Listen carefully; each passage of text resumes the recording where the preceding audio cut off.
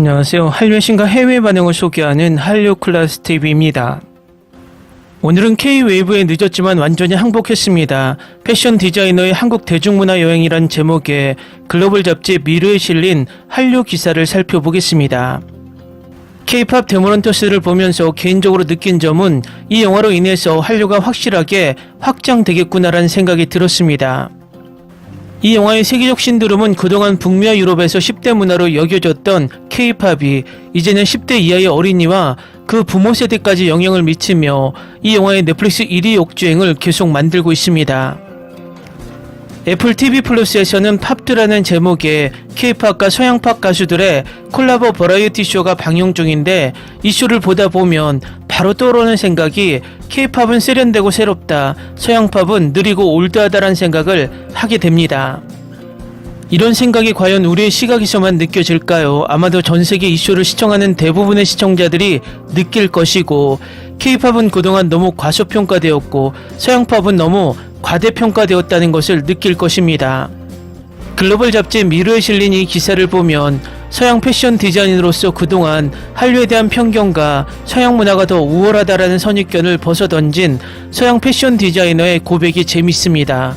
바로 보시겠습니다. 수년간 저는 한국 문화 열풍을 외면했습니다. 비판적인 시각이 아니라 조용히 저항하며 말이죠. K-드라마, K-팝으로 퍼져나갈 것을 예견했지만 저는 그동안 여전히 외면했습니다. 세계적인 트렌드를 면밀히 살피는 패션 디자이너로서 제가 가장 먼저 뛰어들었을 거라고 생각했을 겁니다. 하지만 오랫동안 한국 문화 열풍은 너무 반짝거리고 너무 상업화되고 너무 완벽하다고 느꼈습니다. 제가 틀렸어요. 그리고 지금 이 글을 쓰는 순간 저는 완전히 빠져들어 아이들과 함께 넷플릭스 영화를 반복해서 보고 차 안에서 다채로운 K-팝 노래를 듣고 마치 어린아이가 패션을 다시 배우는 것처럼 호기심을 가지고 색상 팔레트와 스타일 큐를 연구하고 있습니다. 이건 단순한 트렌드가 아닙니다. 전 세계적인 문화적 변화입니다. 아름다고 복잡하고 때로는 모순적이지만 분명 영원히 지속될 것입니다. 나한테는 안 맞아해서 이거 없이 어떻게 살았을까로 잠시 과거로 돌아가 보겠습니다. 한국 드라마가 처음 세계 스크린에 등장했을 때 당시 지나치게 극적이고 중독성 강하며 솔직히 저속하다는 평이 많았습니다. 그 후 K-팝이 부상하면서 믿기 어려울 정도로 완벽한 싱크로율을 자랑하는 보이밴드와 사랑스러운 걸그룹이 등장했습니다. 모든 것이 너무 정교하게 안무되고 정교하게 다듬어진 것처럼 보여서 제가 예술에서 추구하는 진정성을 느낄 수 없었습니다. 더 복잡한 문제는 한국의 엄격한 미의 기준이 제게는 불편하게 느껴졌다는 것입니다. 외모에 대한 집착, 수많은 성형수술, 완벽한 몸매에 대한 추구는 제가 믿는 가치와 상충되는 것처럼 느껴졌습니다.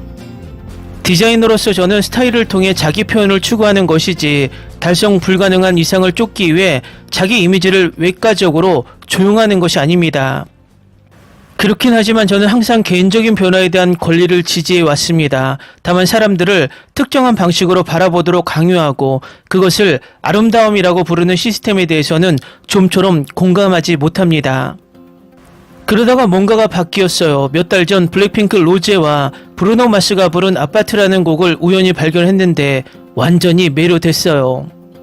뮤직비디오는 시각적인 향연이었어요. 장난기 넘치면서도 향수를 불러일으키고 화려하면서도 세련된 느낌이었죠.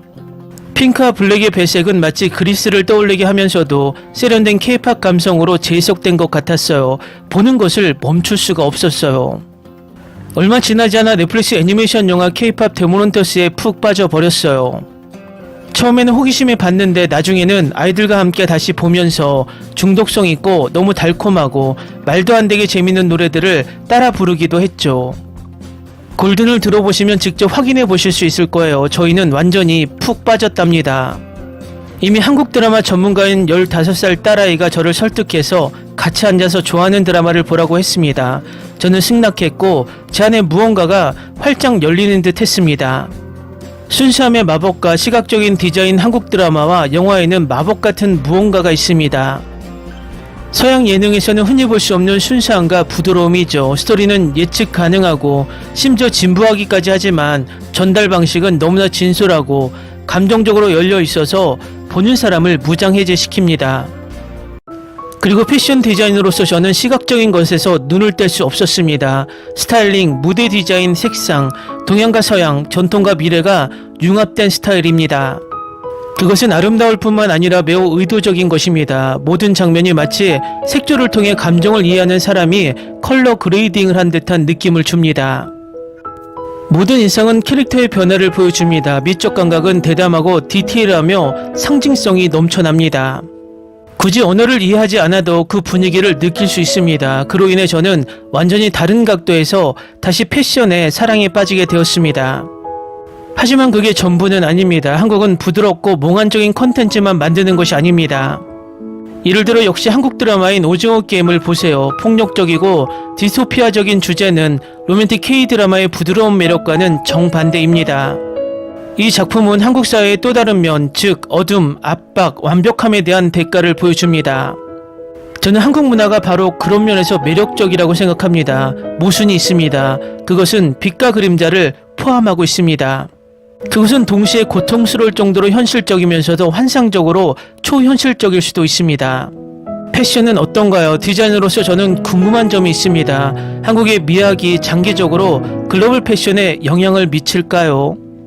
제 생각에는 그렇습니다. 그리고 이미 일어나고 있는 일입니다. K-뷰티의 세계적인 성장이 이 흐름을 주도했습니다. 하지만 이제 K-스타일이 그 뒤를 바짝 쫓고 있습니다. 오버사이즈 실루엣, 파스텔톤, 젠더 플루이드 스타일, 그리고 재치있는 레이어링의 부상에서 이를 확인할 수 있습니다. 한국 패션은 우아함과 젊음, 드라마와 절제가 조화를 이룹니다. 이건 새로운 디자인 언어예요. 틀에 갇히고 싶어 하지 않는 세대를 위한 디자인이죠. 한국 패션에는 깊이 있는 민주적인 면모도 있습니다. 굳이 디자이너 브랜드가 없어도 멋을 낼 수 있죠. 옷차림, 색상 선택, 기분, 그리고 장난기 넘치는 모습에서 느껴지는 이야기가 더 중요합니다. 제가 깊이 공감하는 가치관이죠. 왜 이렇게 오랫동안 이걸 놓쳤을까요? 아마도 자존심이었을 거예요. 아마도 문화적 편견이었을 겁니다. 아마도 반짝이는 것이 뭔가 텅 빈 것을 숨기고 있다는 두려움 때문일 것입니다. 하지만 이제 제가 뛰어들어 지켜보고 듣고 관찰하게 되면서 제가 얼마나 틀렸는지 깨달았습니다. 한류는 단순한 트렌드가 아닙니다. 스토리텔링, 뛰어난 시각적 표현, 그리고 진정성 있는 감성을 기반으로 한 문화운동입니다. 그리고 다른 문화와 마찬가지로 이 문화에도 단점이 있습니다. 미의 기준에 순응해야 하는 압박, 비현실적인 이상적인 신체, 예술의 상업성. 이 모든 것이 현실입니다. 하지만 그 안에 담긴 기쁨, 재능, 색채, 그리고 창의성 또한 마찬가지입니다. 그리고 세상은 분명히 그것을 갈망하고 있습니다. 개인적인 성찰, 제게 가장 큰 감동을 준 것은 화면을 통해 느낀 감정적 솔직함이었습니다. 저는 10대 시절의 저를 기억합니다. 저는 역시 빨간 머리였고 저 역시 달랐으며 다른 사람들이 잔인할 때면 얼어붙어 있었습니다. 나는 패션이 나를 어떻게 구했는지 기억했습니다. 적절한 옷을 찾으면 말로 표현할 수 없을 때조차도 내 목소리가 들리는 것 같은 기분이 들었습니다. 그래서 저는 K-팝 데모넌터스에 나오는 소녀들이나 K-드라마의 조용한 주인공들에게 깊은 공감을 느꼈을지도 모릅니다. 그들은 색깔에서 자신감을, 디자인에서 안정감을, 개인적인 스타일에서 자유를 찾던 젊은 시절의 나를 떠올리게 했습니다. 그리고 아마도 그게 오늘날 한류가 많은 젊은이들에게 제공하는 것일 겁니다. 수줍어하면서도 강할 수 있는 세상이죠. 부끄러움이 초능력인 곳, 패션은 지위가 아닌 스토리텔링입니다. 마지막 생각으로 그들은 어디에도 가지 않을 것입니다. 음악, 패션, 드라마, 화면 속 가치관 등 어떤 것을 좋아하든 분명한 것이 하나 있습니다. 한국 문화는 파도가 아니라 주류입니다. 이는 이미 글로벌 미적 담론을 재편하고 있습니다. 그리고 더 많이 볼수록 더 많은 영감을 얻습니다. 디자인으로서, 엄마로서, 그리고 한 여성으로서 저는 이 신선한 창의력의 유입에 감사하고 있습니다. 제가 한류에 늦게 합류했을지도 모르지만 이제 여기 있으니 떠날 생각은 없습니다. 기사 잘 보셨나요? 혹자는 K-팝 데모넌터스가 일본 기업 소니가 제작했고 미국 넷플릭스가 투자했기 때문에 우리에겐 가치가 없으며 이 영화에 국뽕을 집어넣는 것은 바보 같은 짓이라고 주장합니다. 하지만 이 영화를 보면서 이 고집센 서양 패션 디자이너가 한류에 항복했다는 노골적인 고백은 시사하는 바가 큽니다. 우리는 우리의 위치를 너무 높게 봐도 문제이지만 우리의 위치를 너무 낮게 봐도 문제입니다. 우리의 문화 수준은 딱 지금의 이 서양 패션 디자이너가 바라보는 위치까지 올라 있다는 것입니다. 한류 클래스 TV는 한류 외신과 해외 반응을 꾸준히 쫓아가 보겠습니다. 재밌게 잘 보셨나요? 여러분의 구독, 좋아요, 댓글, 알림 설정은 컨텐츠 제작에 큰 힘이 됩니다. 그리고 항상 하시는 일마다 대박 나시고 행복하시길 바랍니다.